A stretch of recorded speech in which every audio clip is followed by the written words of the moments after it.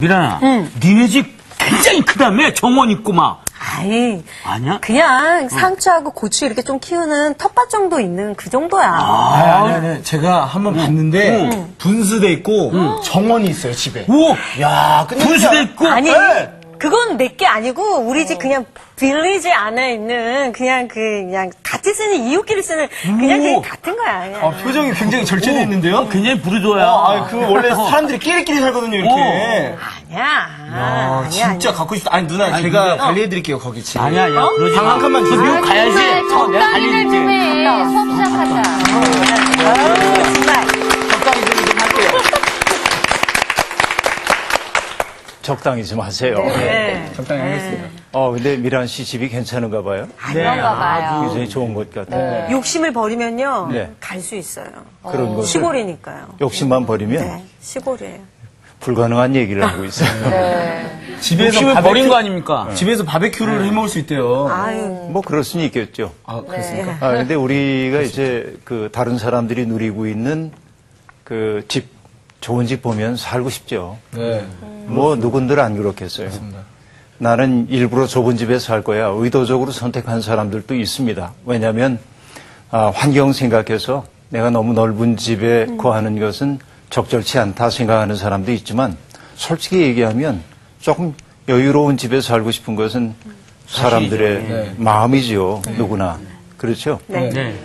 그런데 왜냐하면은 이 좋은 공간에 산다고 하는 것이 우리의 심성을 아름답게 만들어줄 때가 아주 많이 있습니다. 그렇잖아요. 그렇습니다. 이 도시에 사는 사람들이 조금 성격적으로 급하고 다른 사람을 배려하는 마음이 적은 까닭은 그걸 소위 얘기하는 개인적 공간이 너무 적기 때문에 그렇습니다.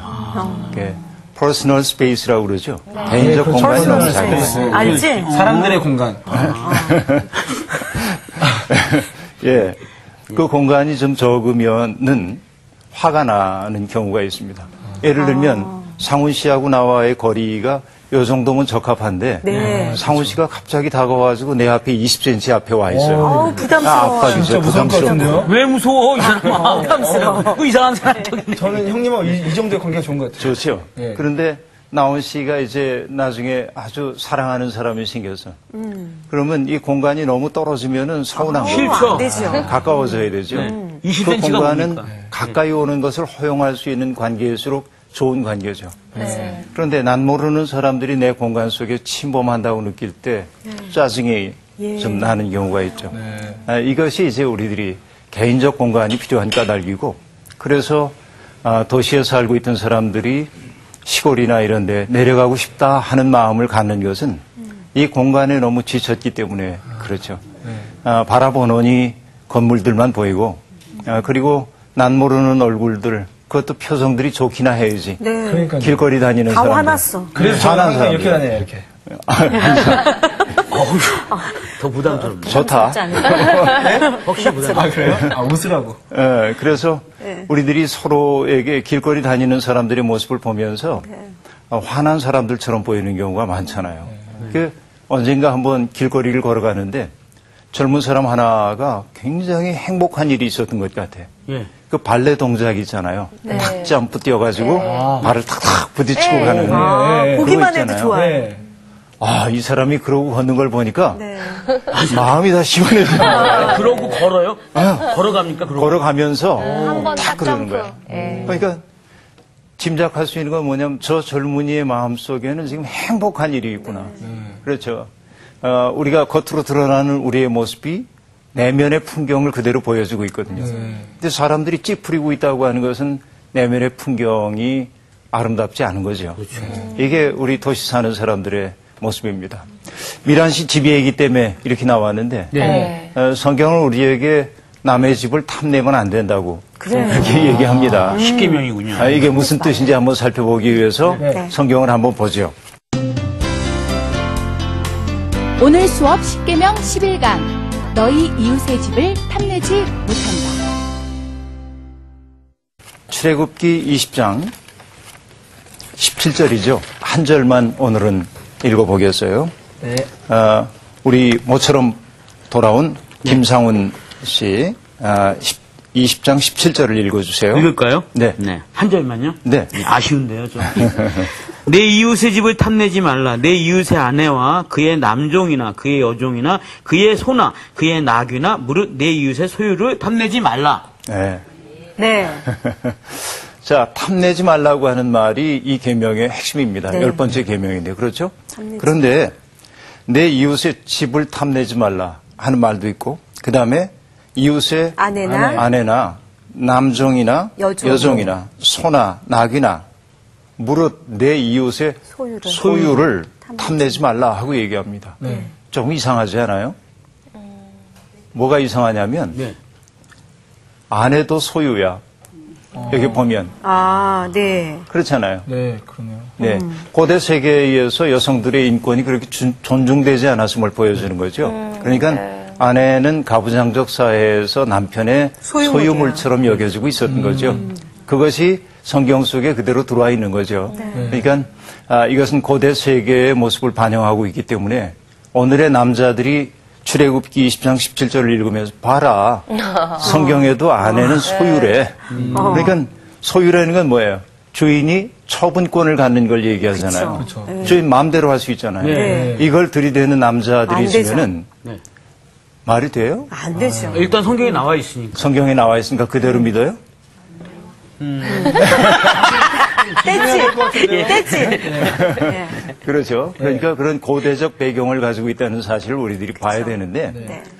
내 소유를 도둑질하지 말아라 하는 것은 지난 시간에 우리들이 했던 9번째 계명이고 네. 오늘은 탐내지 말아라 하는 이런 말입니다. 그렇죠? 탐내지 말라. 여기에 이제 포커스가 이제 있습니다. 핵심이 거기에 있다 하는 얘기죠. 네. 뭔가를 객체화된 대상을 내가 갖느냐 안 갖느냐의 문제라기보다는 뭔가를 소유하고 싶어하는 내 속에 있는 욕망의 구조를 지금 얘기한다고 얘기하겠죠. 그것은 그야말로 욕망 그 자체라고 얘기할 수 있습니다.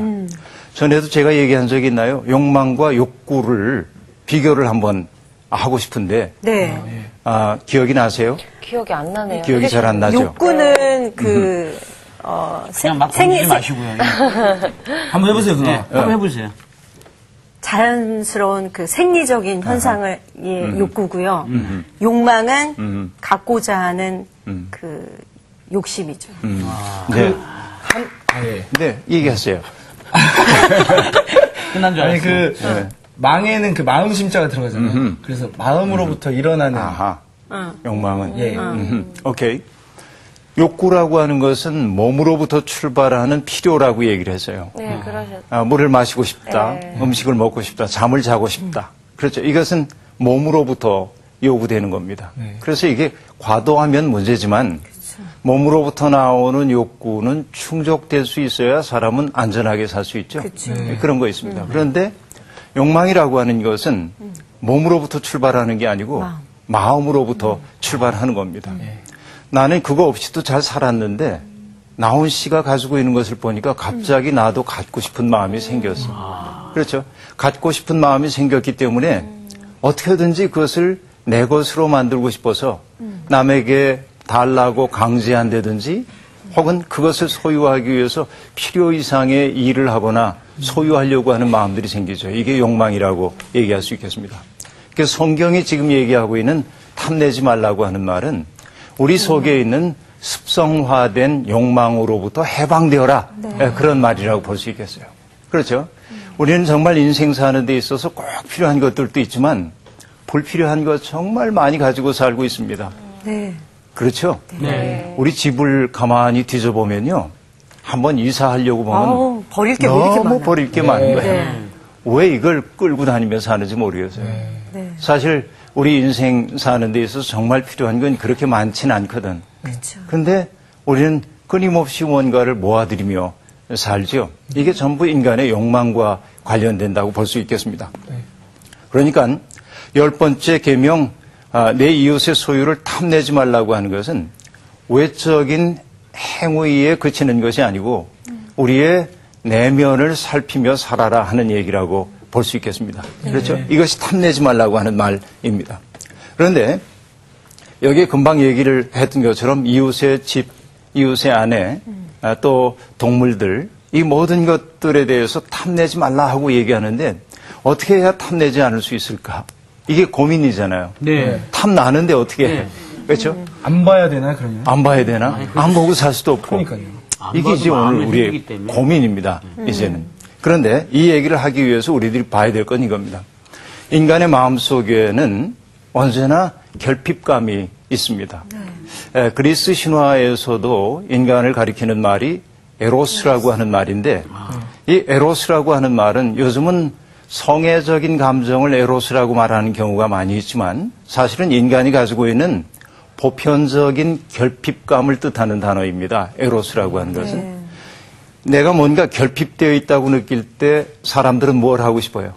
채우고 싶어. 채우고 싶어. 그것을 뭔가를. 그렇죠? 네. 그러니까 결핍의 감정 때문에 채우고 싶어요.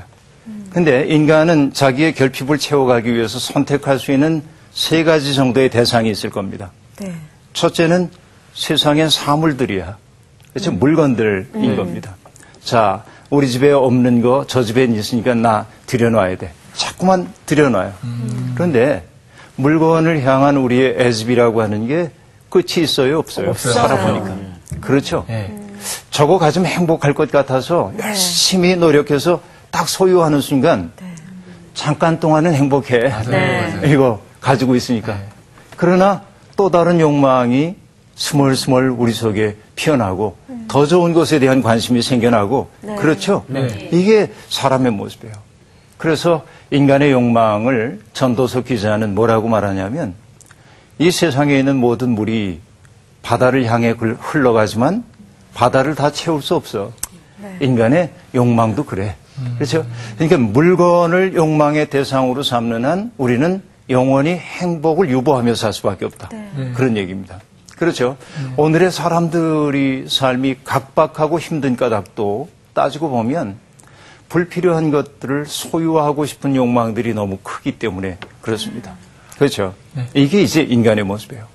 그런데 사람은 결핍감을 채우기 위해서 세상의 사물들 말고 또 다른 것들을 갖고 싶어 합니다. 이것이 뭐냐? 사람입니다. 누군가가 나의 결핍감을 채워주고 싶어. 사랑의 감정이죠. 내가 사랑하는 사람이 있으면 좋겠어. 근본적으로는 우리들이 가족관계 속에서 행복을 느끼기도 합니다. 그러나 가족관계가 채워지지 못하는 내 마음속에 허전함 같은 것들이 있는 거 아닙니까? 그렇죠? 그 허전함 때문에 누군가를 구하는 거야. 누군가가 늘 내 곁에 있어줬으면 참 좋겠어. 그 마음이 있는 거죠. 사랑하는 사람이 있다는 거 인생 얼마나 든든하게 만들어요. 좋은 일이죠, 이런 것은. 여러분, 어느 시인이, 구광본이라고 하는 시인이 이런 시를 씁니다. 하루 해가 한 생에 못지않게 깁니다. 오늘 일은 힘에 겨웠습니다. 집으로 돌아가는 길, 해그림자 산밑을 지으면 하루분의 희망과 안타까움 서로 스며들어 허물어집니다. 하루에도 여러 번 세상을 버렸지만 그대가 있어 무너지지 않습니다. 이런 시야. 어떻게 다 외우시지? 아, 진짜, 예.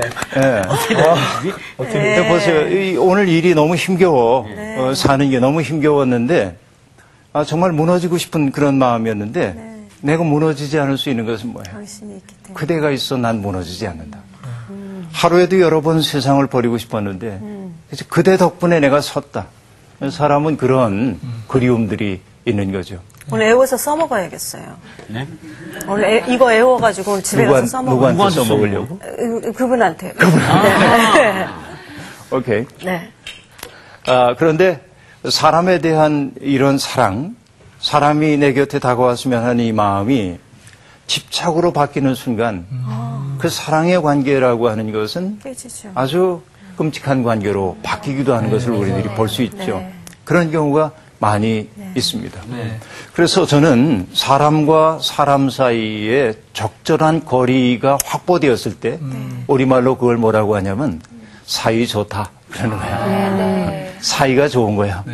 그렇죠. 너무 지나치게 붙어 있어도 안 되고 너무 멀리 떨어져 있어도 안 되고 적당한 거리를 서로가 유지해 갈 때 우리들이 아름다운 관계를 유지할 수 있어요.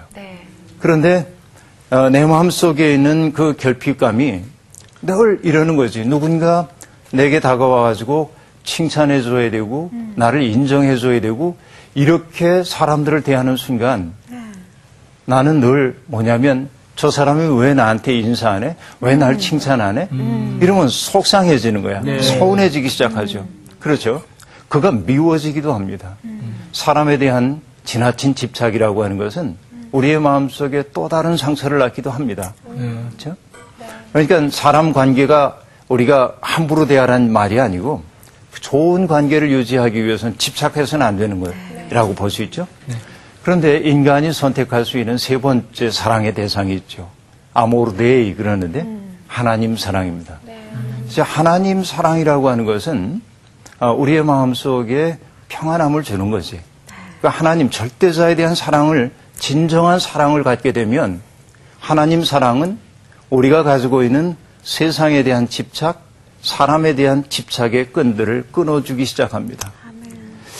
사물에 대한 사랑 혹은 사람에 대한 사랑은 우리에게 집착의 끈을 더 크게 만드는 경우가 대부분이에요. 그러나 하나님에 대한 사랑이 깊어질 때 그 사랑은 우리에게 그 끈들을 끊어주는 경우가 많이 있습니다. 그런데 안타까운 건 그런 거죠. 하나님을 믿는다고 하는 사람이 더 집착이 강해. 하나님을 잘 믿는다고 하는 사람이 집착이 더 강한 경우가 있어요. 하나님은 나의 하나님이어야 하고, 그렇죠? 내 기도를 들어주셔야 하고, 내 문제를 풀어주셔야 하고, 많은 사람들이 그렇게 신앙생활을 하고 있죠. 그건 뭘까요? 하나님을 정말로 사랑할 줄 몰라서 그래요. 여러분, 하나님을 믿는다라고 얘기할 때 영어로 믿는다 하면은 단어가 believe라고 하는 단어이죠. 우리 정규 씨 영어 발음으로 들어야 하는데. 해봐. believe. 빨리 그게 나와야 되는 이 발음을 위 발음으로 한 것 같다. 아, 좋아요. 어쨌든. 이 believe라고 하는 그 단어의 중세 영어는 벨로프라고 하는 단어인데 벨로프라고 하는 단어가 오늘의 영어가 된 것은 beloved라고 하는 말인데 사랑한다 혹은 사랑받는다 그 얘기야. 그럼 우리가 하나님을 믿는다라고 하는 말은 다른 말로 바꾸면 어떤 말이 될까요? 하나님을 사랑한다요. 그렇죠. 믿음과 사랑은 구별되지 않는 겁니다. 그런데 사랑하게 될 때 사랑에 빠져본 적이 있는 분은 알 겁니다. 사랑하면 나 좋을 대로 합니까? 그 좋을 대로 하는 게 좋습니까? 그 좋을 때. 그 좋을 대로 하는 거죠. 내가 누군가를 사랑한다고 한다면 그가 좋아하는 일을 다 할 수 있어. 옛날 유행가에 그런 거 있잖아요. 별을 따다가 그대 두 손에 담아드리리. 이거 굉장한 노래야. 그렇죠? 또 선생님 또 이렇게 말씀하시니까 시 같아요, 시. 그렇지. 아니 이게 노래 가사예요. 네, 그러니까요. 네. 어떻게 하더라? 어떻게 하죠? 나 그대에게 여행 스케치에 모두 드리리. 그렇죠? 별을 따다가 그대 두 손에 담아드리리. 그런 거짓말이 어디 있어? 별을 어떻게 따겠어? 그러나 그렇게라도 하고 싶은 마음인 거죠. 사랑은 그래서 저는 뭐라고 얘기하냐? 자기 초월의 능력이다. 이렇게 얘기할 수 있다. 자기를 넘어서는 거야. 사랑하게 되면 나를 넘어서는 어떤 일을 할 수 있게 돼. 진실한 사랑은 그렇잖아요. 네? 그러니까 나훈 씨 사랑해야 돼. 누군가를. 네. 누군가 사랑하고 있나요? 예, 아마 그러리라고 생각합니다. 그런데 하나님을 사랑한다고 하는 말은 하나님을 내가 원하는 바를 위해 동원하는 게 아닙니다. 어떤 것이죠? 하나님을 사랑한다고 하는 것은 그분이 기뻐하시는 일을 하는 거예요. 맞죠? 그렇게 사는 것이 하나님을 사랑한다는 말일 거라고요. 이것을 우리들이 잊고 살 때가 있습니다. 정리해서 말하자면 인간은 뭔가를 사랑하지 않을 수 없는 존재입니다. 존재 그 자체가 그렇습니다. 근데 사랑의 대상은 셋입니다. 하나는 세상의 사물이든지 또 하나는 사람이든지 다른 하나는 하나님이든지 그런 얘기죠. 그런데 사물에 대한 사랑, 이것은 우리의 집착을 강화할 때가 많이 있습니다. 사람에 대한 사랑도 아름답지만 이것이 집착으로 변하게 되면 이 관계에 문제가 생기고 우리에게 상처를 주기도 합니다. 그런데 하나님에 대한 사랑도 집착으로 바뀔 수도 있지만 그건 잘못된 믿음이고 진정한 하나님 사랑을 맛본 사람은 집착이 끊어지는 것을 경험하게 되고 자유롭게 되는 거예요. 그래서 하나님을 믿는 사람은 자유로워져야 합니다.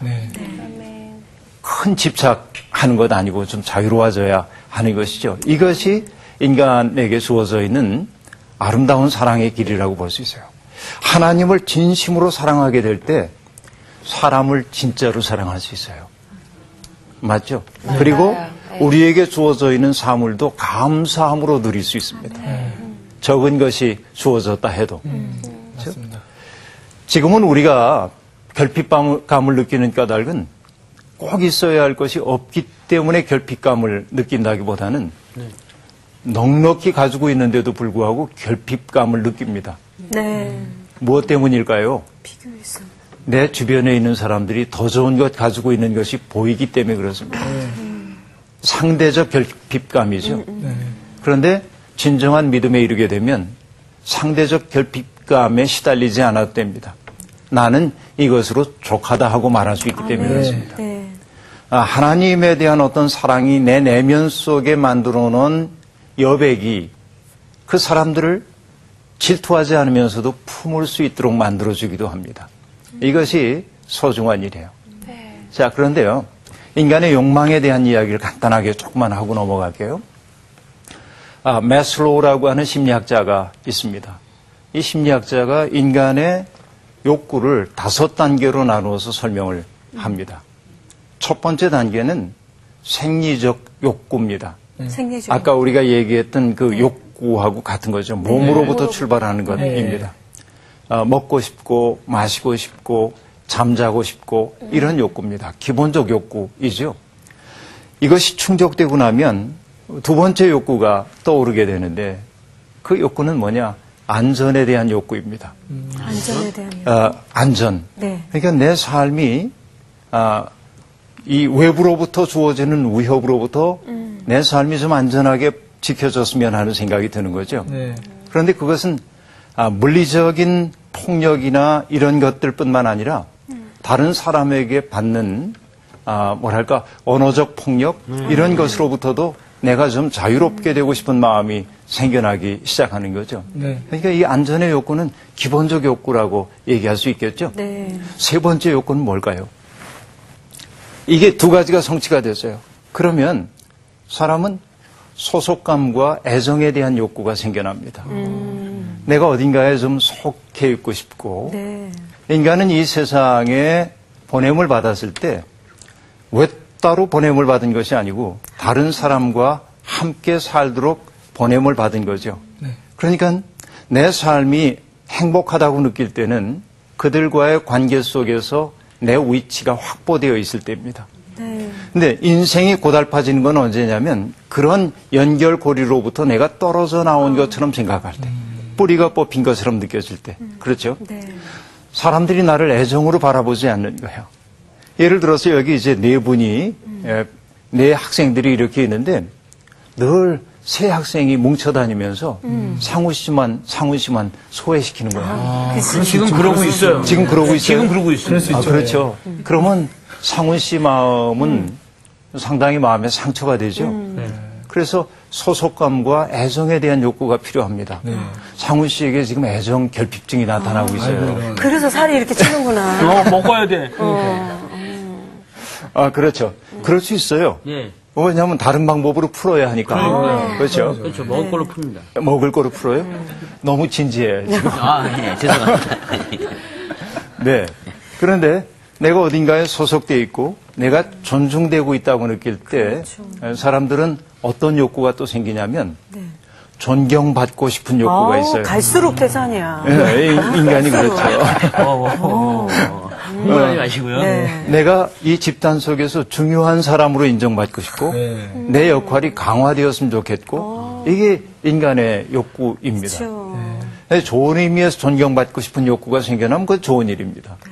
그렇지만은 터무니없이 그렇죠? 그의 인간됨과 관계없이 존경받고 싶은 욕구만 가지고 있을 때 어쩌면 좋아. 다른 사람들을 참 괴롭게 만드는 거죠. 맞아요. 나이를 드실수록 좀 그 욕구가 커지시는 것 같아요. 그렇죠. 네.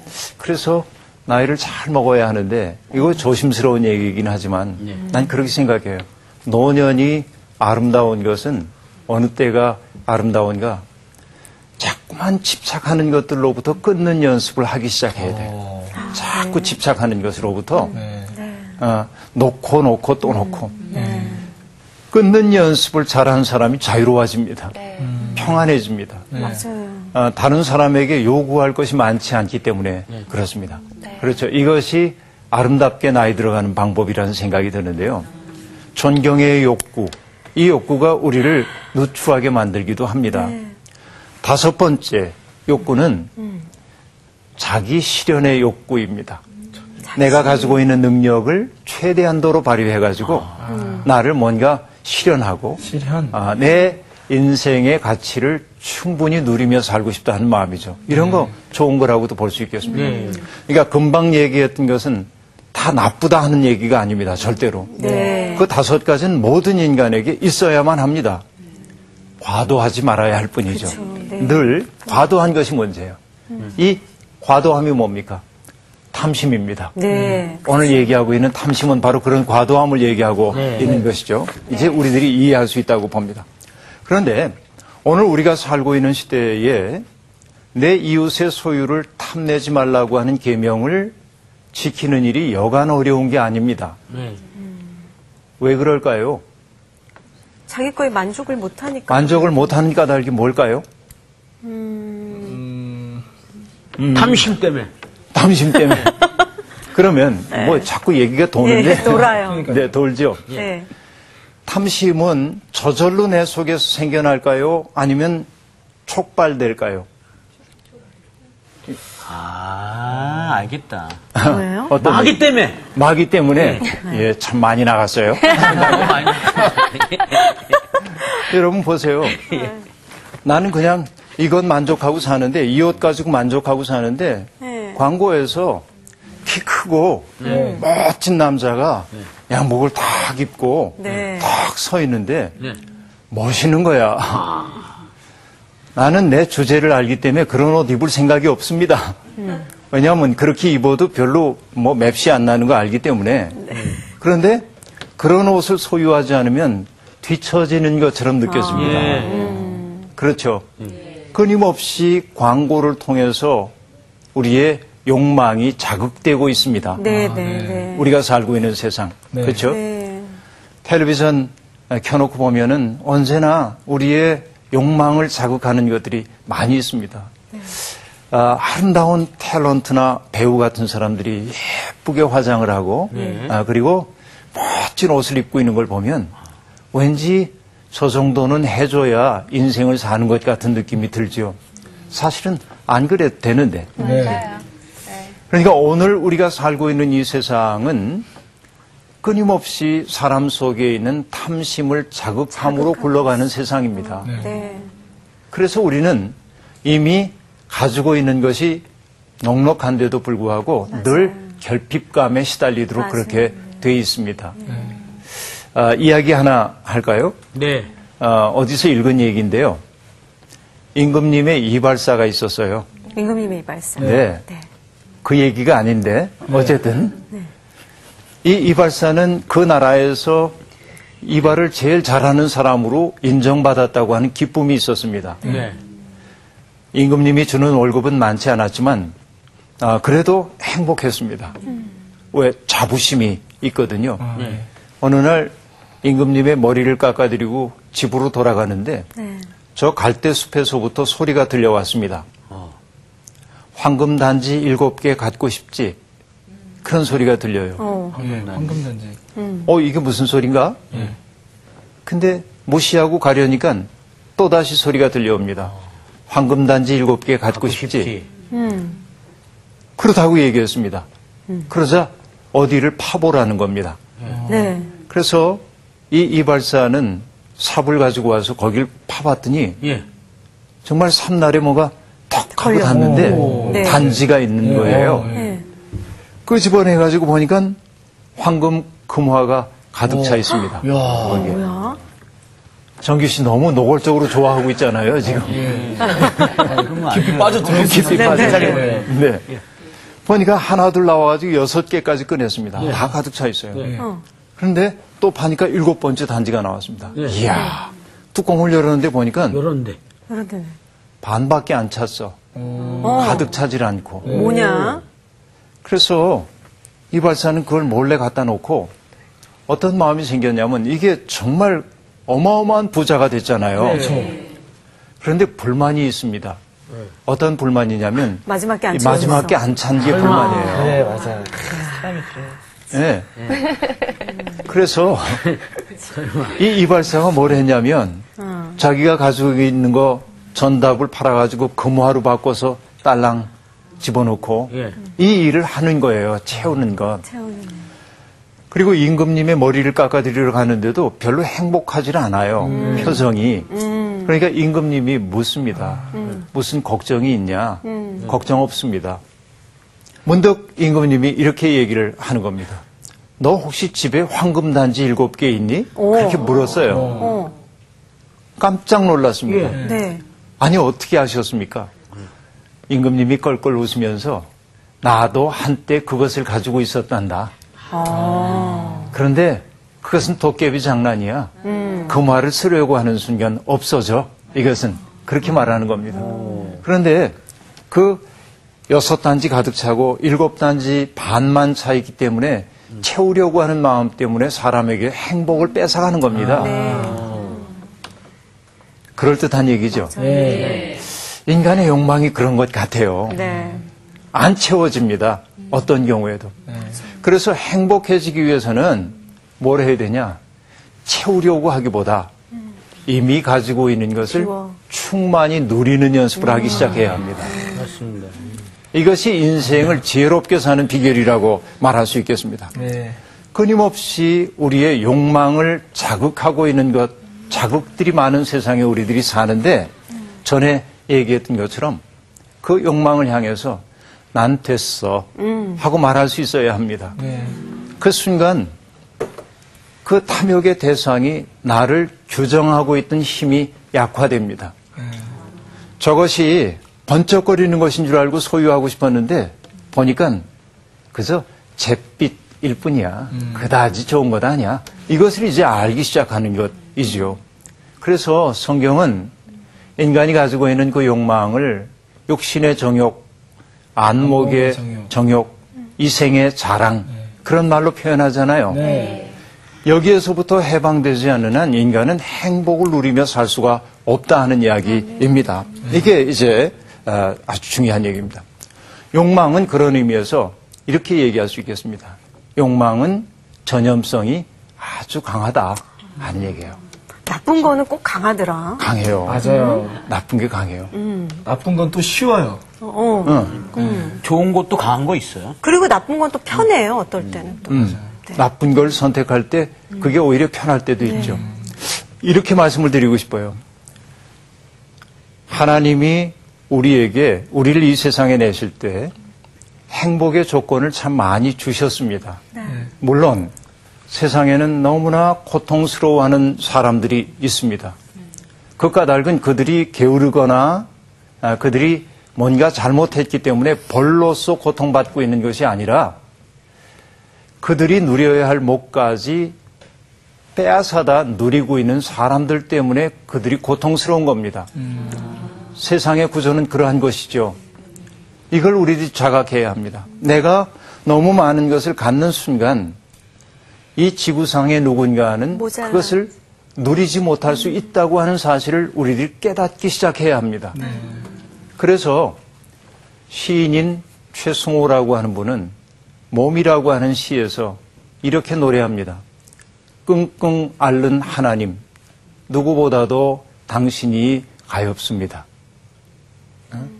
누구보다도 하나님이 가엾대. 이거 말이 되는 얘기입니까? 그런데 최승호는 이렇게 얘기합니다. 우리가 암덩어리가 아니어야 당신 몸이 거뜬할 텐데. 우리가 암덩어리가 아니어야 당신 몸이 거뜬할 텐데. 자, 암덩어리의 특색은 뭐죠? 퍼져요. 네. 죽게 만들어요. 남은 죽게 만들어요. 네. 다른 자, 인간의 다른 건강한 세포는 몸에 이상이 생기면요. 그 이상이 생긴 데를 치유하기 위해서 네. 자기의 양분이라든지 이런 것들이 거기에 사용되는 것을 허용하고 양보합니다. 무의식이지만. 그런데 암세포는 어떤 특색을 가지고 있어요? 무한 증식입니다. 언제까지? 자기의 숙주가 죽음에 이를 때까지. 그러니까 이 시인이 지금 하고 싶은 말은 어떤 말이냐면 인간의 과도한 욕망, 탐욕이라고 하는 것이 주변에 있는 이웃들도 죽게 만들고 그 때문에 하나님조차 끙끙 앓게 만들었다는 거죠. 기가 막힌 이야기죠. 하나님이 끙끙 앓으시는 소리가 우리의 귀에 들려와야 합니다. 오늘의 세상에서. 내가 너무 많은 것을 누리고자 하는 그 탐심 때문에 하나님이 끙끙 앓고 있다. 시인은 예민한 언어의 촉수를 가지고 이렇게 표현하고 있습니다. 세상의 아픔을 그렇게 누리고 있는 것이죠. 그러면 이 세상에서부터 우리들이 제대로 살기 위해서는 뭐 해야 되냐? 지난 시간에 얘기했던 것처럼 자족하는 마음을 우리들이 배우기 시작해야 합니다. 네. 내게 주어져 있는 것이 선물이라고 하는 사실을 받아들여야 합니다. 네. 내가 오늘 밥 한 끼를 먹는 것이 얼마나 감사한 일인지에 대한 생각이 회복되어야 합니다. 밥 한 끼를 먹잖아요. 쌀 한 톨이 있잖아요. 예민한 시인은 이 쌀 한 톨을 놓고 뭐라고 말합니까? 온 우주가 이 속에 담겨 있습니다. 쌀 한 톨을 만들기 위해서. 그렇죠? 해도 작용을 했죠. 달빛도 작용을 했죠. 바람도 작용하고요. 미생물도 작용하고요. 그렇죠? 온갖 것들이 동참함으로 쌀 한 톨을 만들어냅니다. 자, 밥을 먹을 때 식사 기도를 합니다. 기독교인들이. 네. 그런데 형식적으로 할 때가 많습니다. 맞아요. 네, 맞아요. 아멘. 왜 이렇게 심한 감사합니다. 아멘. 마음에 확 와닿죠? 네. 그런데 밥 한 끼를 먹으면서도 이 쌀 한 알이 내 속에 오기까지 온 우주가 동참했다는 사실을 생각하면 어떻게 밥을 함부로 먹을 수가 있겠습니까? 네. 그래서 너무나 소중하게 먹을 때 그 밥은 성찬이 된다고 말씀드렸잖아요. 성찬식은 꼭 의례를 갖춰가지고 하는 것만이 성찬이 아니라 오늘 내가 누리고 살고 있는 것들이 하나님으로부터 왔다는 사실을 알고 누리기 시작할 때 그것은 성찬의 계기가 됨을 우리들이 알 수 있죠. 그렇죠. 그렇게 사는 것이 아주 아름다운 인생이다 하는 말씀을 드리고 싶어요. 디모데 전서는 그래서 우리에게 이렇게 말합니다. 자족하는 줄 아는 사람에게는 경건이 큰 이득이 됩니다. 자, 우리가 경건한 삶을 살기 위해서 필요한 것은 뭐냐? 자족하는 마음을 배우는 데 있다. 탐욕의 해독제는 뭐냐? 자족하는 마음을 갖는 데 있다 하는 얘기입니다. 네. 그렇죠? 네. 그리고 중요한 게 있어요. 내가 탐욕으로부터 벗어나는 좋은 방법이 하나 있습니다. 뭐죠? 그건 뭐냐? 누군가에게 주는 연습을 하며 살아야 합니다. 내 삶의 일부를 덜어내서 누군가에게 나누어 주는 연습을 하게 될 때 욕망이라고 하는 게 나를 사로잡는 소나기의 힘이 빠져나가는 것을 우리들이 경험하게 되는 거죠. 그래서 잘 줄 알아야 합니다. 이게 탐욕의 해독제라고 얘기를 할 수 있겠습니다. 그런데 사람들이 탐욕을 부리고 있는 까닭 가운데 하나는 불안해서 그렇거든요. 없으면은 불안해지니까 그럽니다. 그래서 중요한 것은 뭐냐? 서로 우정을 나눌 수 있는 공동체를 만들어 가야 합니다. 그래서 여기에 있는 우리 네 학생들이 정말 우정의 공동체를 이루었을 때 내가 뭐 없어도 불안하지 않습니다. 저 세 사람이 내 곁에 있으니 나를 도와줄 거야 하는 마음이 있죠. 돈으로 매개되지 않는 관계의 폭이 넓어질수록 우리의 삶은 안정되는 것이죠. 이것이 예수 그리스도가 우리에게 보여주신 하나님 나라의 비밀이라고 말할 수 있습니다. 내 이웃의 집 탐내지 말아라. 아내 탐내지 말아라. 왜? 탐낸다고 하는 것은 그를 해치는 일이기도 하지만 사실은 누구를 해쳐요? 자기 자신을 해치는 일이기 때문에 그렇습니다. 탐욕으로부터 자유로워지게 될 때 교회는 세상을 치유하는 일에 나설 수 있습니다. 탐욕으로부터 자유로워진 사람이라야 다른 사람들의 삶을 아름답게 만들 수 있습니다. 여러분, 이 탐욕과 결별하는 연습을 오늘부터 해나갔으면 좋겠습니다. 모르실 거 있습니까? 탐심을 버려야겠다는 생각을 해요. 지금도 제가 사실 질문할 게 굉장히 많아요. 하지만 이 질문을 버려야겠다. 이 질문을 버려야지 내가 자유로울 수 있다. 저는 진짜 궁금한 게 하나 있는데, 이게 출애굽을 배경으로 해서 이제 10계명이 나왔잖아요. 네. 근데 그때는 다 이제 노예였는데, 그때 어떻게 남종이나 여종이나 소 이런 게 있었나요? 이것은 이제 그 아주 중요한 질문을 이제 해주신 건데, 중요한데.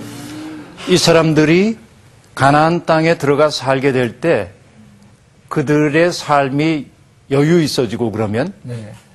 여유 있어질 때 이런 일이 발생할 수 있음을 내다보고 준 계명이죠. 지금 그 출애굽 공동체, 광야에 있는 공동체, 그렇죠. 예. 거기에서 이걸 지켜야 한다 하는 얘기보다는 너희들이 들어가 살게 될 땅에서는 이러해야 돼 하고 말하고 있는 것이죠.